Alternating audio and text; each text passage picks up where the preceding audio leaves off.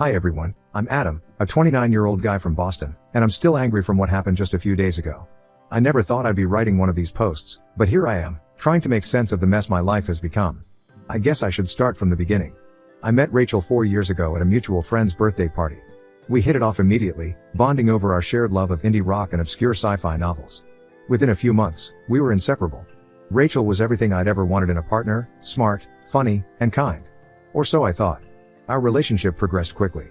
We moved in together after a year, adopted a rescue dog named Buddy, and started talking about our future. Last year, on our 3rd anniversary, I proposed. Rachel said yes, and we began planning our dream wedding. Everything seemed perfect. Our families were thrilled, our friends were excited, and we were on cloud 9. We spent months planning every detail, from the venue, a beautiful vineyard just outside the city, to the menu, a mix of our favorite cuisines. Rachel's parents, Tom and Linda Miller, were incredibly supportive, both emotionally and financially. They insisted on covering most of the wedding costs, saying it was their gift to us. My parents, Alex and Amanda, were equally enthusiastic. They threw us an engagement party and helped with the planning process.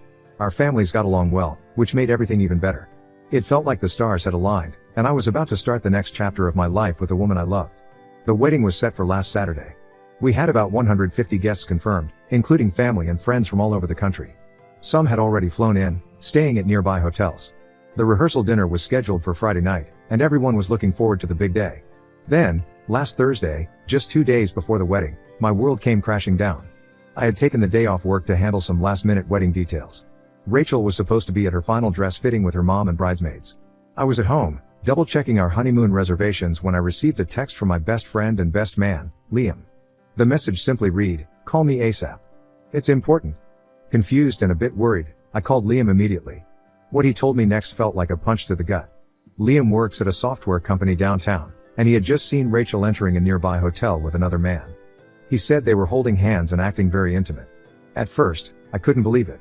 I trusted Rachel completely. There had to be some explanation, right? Maybe it was a relative in town for the wedding, or a friend she was meeting for lunch.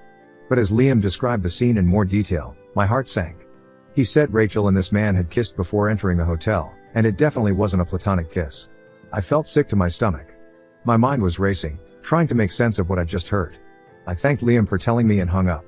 For a few minutes, I just sat there, stunned. Then, almost on autopilot, I grabbed my keys and drove to the hotel Liam had mentioned. I parked across the street and waited.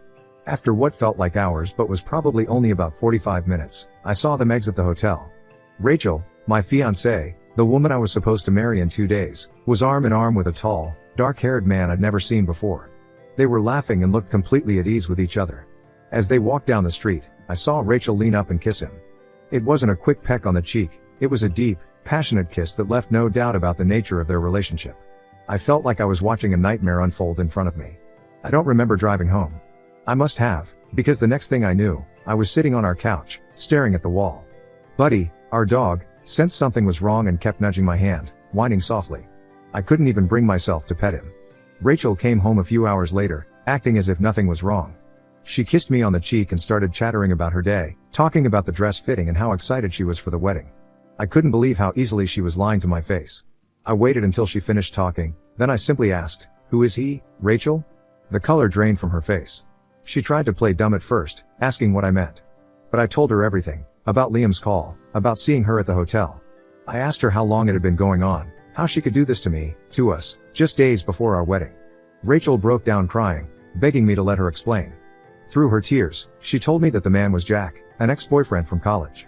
They had reconnected a few months ago on social media, and things had escalated quickly. She swore it was just a physical thing, that she still loved me and wanted to marry me. I was devastated. The woman I thought I knew, the future I had planned, it all crumbled in an instant. I told Rachel to get out. I couldn't even look at her. She tried to argue, to beg for another chance, but I was done. I told her the wedding was off and that I never wanted to see her again. After Rachel left, I sat in our apartment, surrounded by wedding gifts and reminders of the life we were supposed to start together. I felt numb. Then, as the shock wore off, anger set in. I thought about all the people who were coming to celebrate our wedding, about the money and time invested in this wedding. And I made a decision. I started making calls. First to my parents, then to Rachel's. I told them everything. I called our wedding planner and started the process of canceling everything. Then I drafted a message and sent it to all our guests, explaining that the wedding was off due to Rachel's infidelity. Looking back, I know sending that mass message was probably an impulsive decision. But in that moment, I wanted everyone to know the truth. I didn't want Rachel to be able to spin the story or make me out to be the bad guy. The aftermath has been chaotic, to say the least. Rachel's parents were shocked and embarrassed. They've been calling and texting, alternating between apologizing to me and defending their daughter.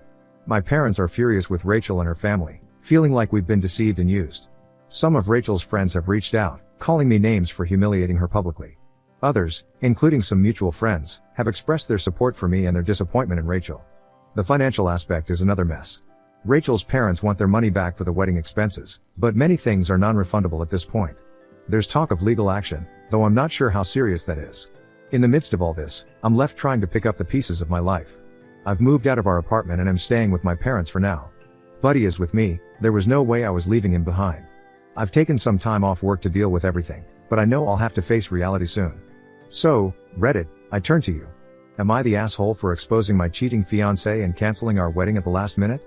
I'm torn between feeling relieved that I found out before we got married and feeling completely lost about what to do next. Any advice or perspective would be appreciated. Thanks for reading this far, and I look forward to hearing your thoughts. Update 1. Hey everyone, it's Adam again. It's been about a month since my last post, and a lot has happened. I want to thank you all for your support and advice. It really helped me navigate through one of the toughest periods of my life. I promised an update, so here goes. First off, I want to address something many of you pointed out in the comments. You're right, I acted impulsively when I sent that mass message exposing Rachel's infidelity. In the heat of the moment, it felt justified, but looking back, I realize it wasn't the most mature way to handle things. I've had time to reflect on this, and I acknowledge that my actions, while understandable, weren't entirely right. Now, let me catch you up on what's been going on since then. The immediate aftermath of canceling the wedding was chaotic, to say the least. My phone was blowing up with messages and calls from friends, family, and even some of Rachel's relatives. It was overwhelming, and I ended up turning off my phone for a few days just to get some peace. My parents have been incredibly supportive, letting me stay with them and helping me deal with the practical aspects of unraveling a life I thought I was going to share with Rachel. Mom's been making all my favorite meals, and Dad's been taking me fishing on weekends, simple things, but they mean the world to me right now. Buddy, now my dog, has been a huge comfort too. There's something therapeutic about having a furry friend who loves you unconditionally. He's been sticking to me like glue, almost as if he can sense that I need the extra support. The situation with Rachel's family has been complicated. Rachel's parents were understandably upset when I first told them about Rachel's infidelity. They were shocked and embarrassed, especially since they had invested so much emotionally and financially in the wedding. At first, they were calling and texting constantly, alternating between apologizing to me and defending Rachel. They insisted that Rachel's actions were out of character and begged me to reconsider, to give her another chance. But I knew in my heart that the trust was broken beyond repair. The financial aspect of canceling the wedding has been a nightmare. As I mentioned before, many things were non-refundable at that point. The Millers initially threatened legal action to recoup their expenses, which added another layer of stress to an already tense situation. After a week of back and forth through emails and terse phone calls, we finally agreed to sit down and talk things through like adults. It was a difficult meeting, to say the least. We met at a neutral location, a quiet cafe downtown, to discuss how to handle the financial fallout. Rachel's parents were visibly uncomfortable, and honestly, so was I. We spent hours going over the expenses, trying to figure out what could be refunded and what couldn't. In the end, we came to a compromise. I agreed to cover the costs of anything that was specifically for me, my tuxedo, the groomsmen's attire, and a few other smaller items. The Millers would handle the costs related to Rachel and anything that was jointly planned, like the venue and catering. It wasn't a perfect solution, and I could tell they weren't entirely happy with it. But given the circumstances, it seemed like the fairest way to handle things.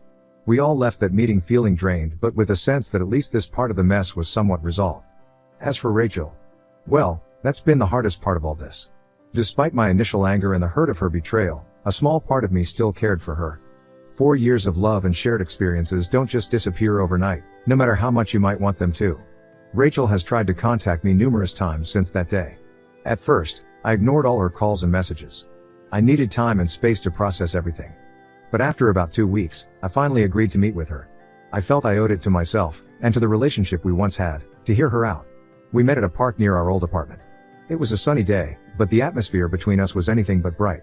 Rachel looked terrible, puffy eyes, messy hair, nothing like the put-together woman I used to know. As soon as she saw me, she burst into tears. Rachel poured out apologies, explanations, and pleas for forgiveness. She told me more about Jack, the ex-boyfriend she had cheated with. Apparently, they had reconnected at a conference a few months before the wedding. One thing led to another, and before she knew it, she was caught up in an affair. She swore it was just a physical thing, that she had never stopped loving me. She said she had ended things with Jack as soon as I found out, and that she realized what a huge mistake she had made. Rachel begged me to reconsider, to give her another chance. She said we could postpone the wedding, go to couples therapy, anything to save our relationship. I listened to everything she had to say, and I'd be lying if I said it didn't affect me. Seeing her so broken, hearing the pain in her voice, it stirred up a lot of conflicting emotions. For a brief moment, I even considered the possibility of trying to work things out. But then I remembered the sight of her kissing Jack outside that hotel. I thought about the ease with which she had lied to me, how she had been planning our wedding while secretly meeting another man. And I knew, deep down, that there was no going back. I told Rachel that while I appreciated her apology, I couldn't forgive her. The trust between us was irreparably broken. I explained that even if we tried to move past this, I would always have doubts, always be wondering if she was really where she said she was, if she was telling me the truth. That's no way to live, and certainly no foundation for a marriage.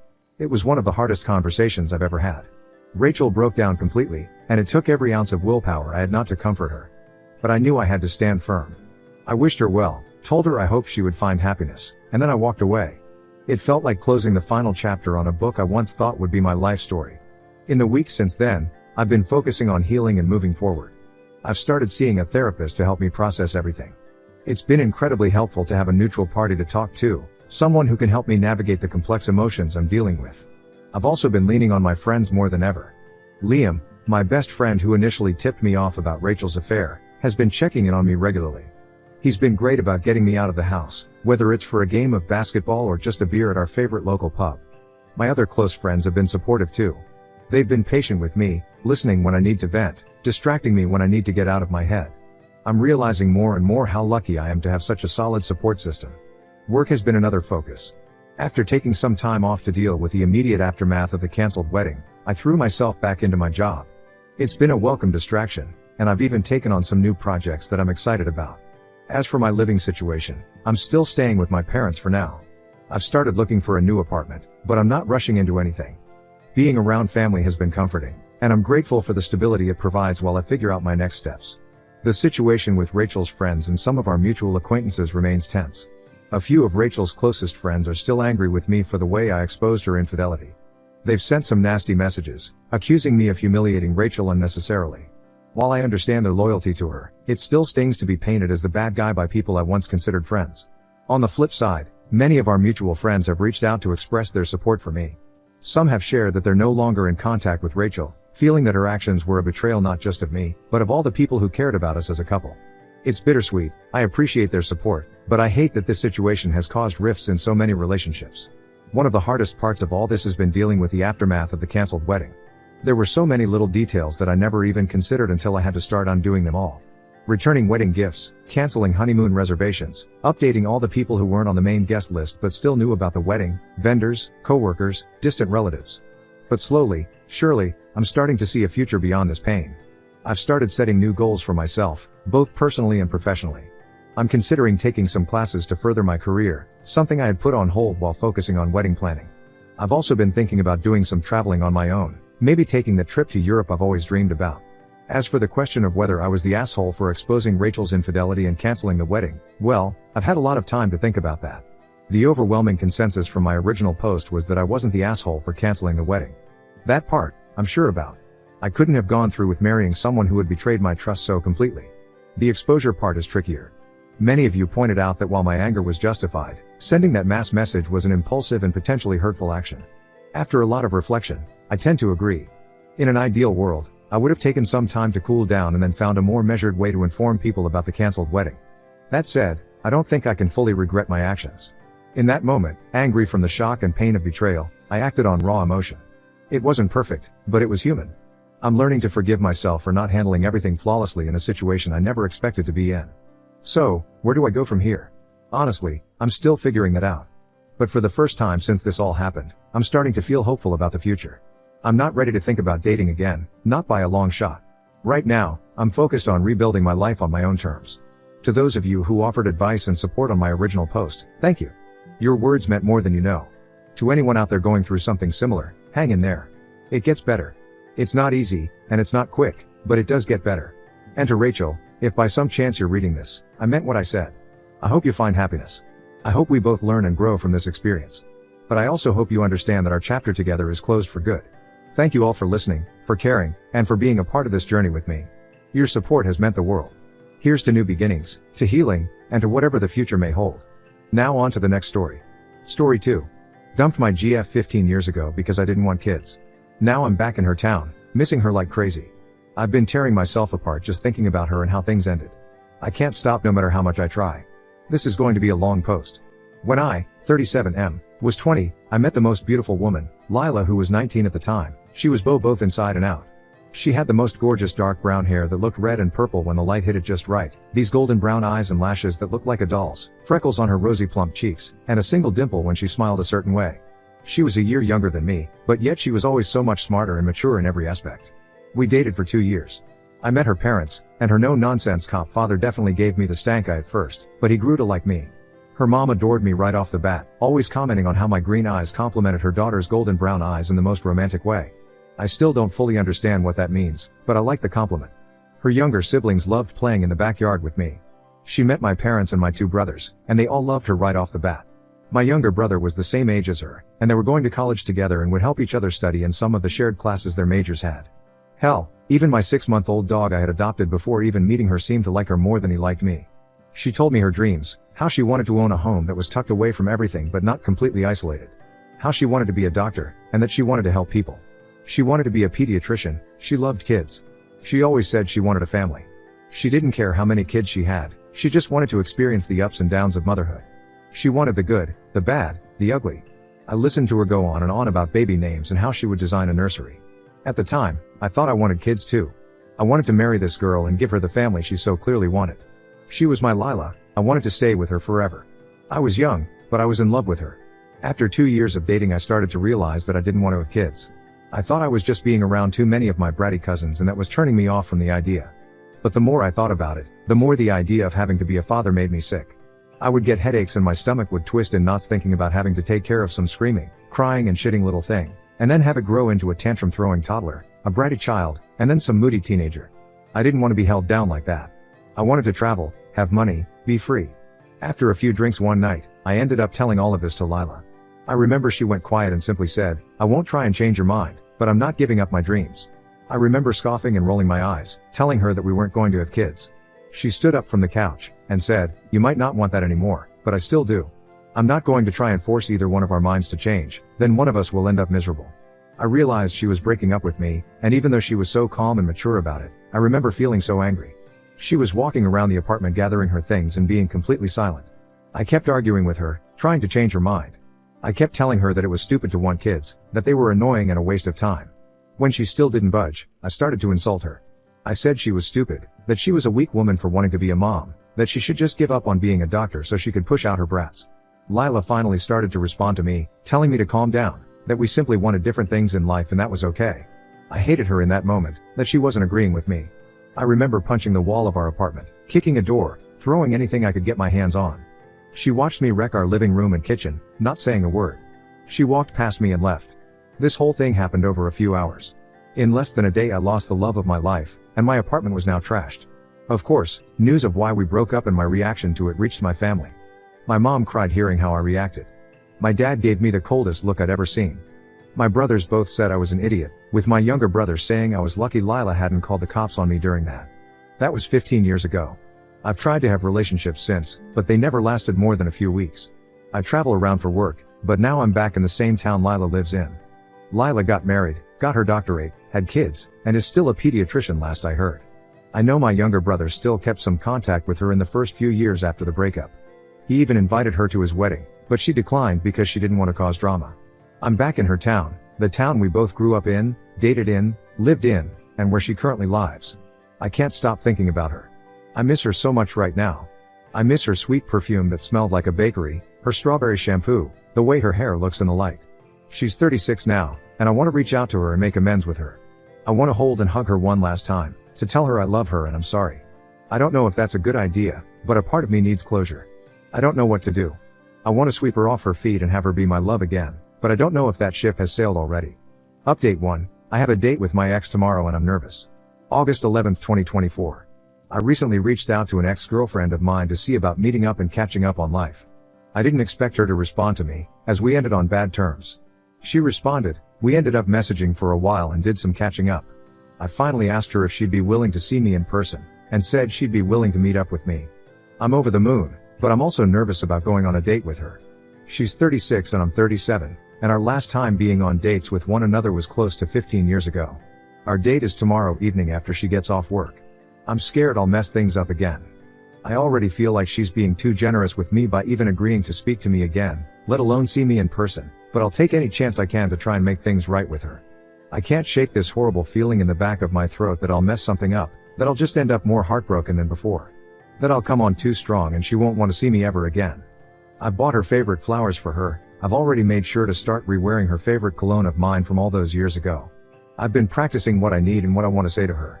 I have no idea how this date's going to go, but I just need to type out these feelings of nervousness I have. Update 2, August 15, 2024. Following my last post, I reached out to Lila. I had to. I know a lot of people wanted me to never contact her again, despite how I wanted to make amends with her. So I reached out to her, and she responded and we chatted back and forth a bit. After a bit of this, I asked her if she wanted to meet up, and basically let her set all the ground rules. She agreed, and 3 days ago we went out on a date. She is just as beautiful as she was when we were together. Her figure filled out, and she finally lost the baby fat on her face, but she was still the same woman I fell in love with all those years ago. We sat down and talked. I didn't want to talk much about myself, but she asked about my life so I had to. She asked about my job, my family, how I'd been. Typical catching up stuff. I'll admit I was zoned out for most of this, and I was operating on autopilot to keep my nerves from taking over. I just wanted to grab her and hold her, kiss her, make her mine against. I don't think I realized just how much I missed her until she was right in front of me. Finally, when she was done asking about me, I finally got to ask about her and how she's been. She got married 11 years ago, so 4 years after our breakup. She has 2 daughters, an 8-year-old and a 6-year-old. I saw how happy she was when she talked about them, and I couldn't help but feel jealous and guilty. I should have been the one to have children with her, but I was stupid and now she had kids with someone that wasn't me. I asked about her husband, and turns out she's a widow. He died 7 years ago while she was pregnant with her youngest. It was unexpected, according to her, but that she's done her best to move on and hold herself together and appear unaffected by it all for her daughters. I asked her if she was seeing anyone, and she said no. I asked her if she ever thought about me after our breakup, and she got vague with her answers. I told her she could tell me blunt what she was thinking. Lila said that she was very depressed after our breakup. She had built a future of us in her head, and she felt like I broke it on a whim with no warning. She said she lost her first real relationship and all the dreams she had with me when we broke up. She admitted that she had been so attached and in love with me that for a while she almost tried to convince herself that she didn't want kids, but no matter what she did she couldn't stop herself from wanting to be a mom, and she knew that if she gave that up voluntarily she would be miserable for the rest of her life. I asked her if I scared her that night, if she felt threatened by me at all. She said the yelling overwhelmed her, and while the commotion frightened her, she wouldn't say she feared for her safety or life, so that gave me hope. I apologized to her about how we broke up, and told her I had regretted everything I did and said that night. She said she had moved on and forgiven me years ago. She always was a very forgiving and kind person, part of the reason I fell in love with her in the first place. I asked her if she was willing to give me another chance and let me back in her life. She was hesitant, and got quiet for a moment. I could feel myself panicking when that happened. She said that she didn't mind me being in her life, but that I'd have to regain her trust in order for her to consider even trying to date me. I was disappointed, frustrated, and very disheartened, but I knew if I came on too strong she'd turn me away completely. I told her I'd be happy to be in her life any way that I can, and that with her permission I'd be working to prove I deserved a second chance at romance. I'm happy to have Lila Semi back in my life, and I'm going to work on proving to her that we should get back together. I hope that we can have the family and life she always talked to me about. I know there's still time, but the clock is ticking on it.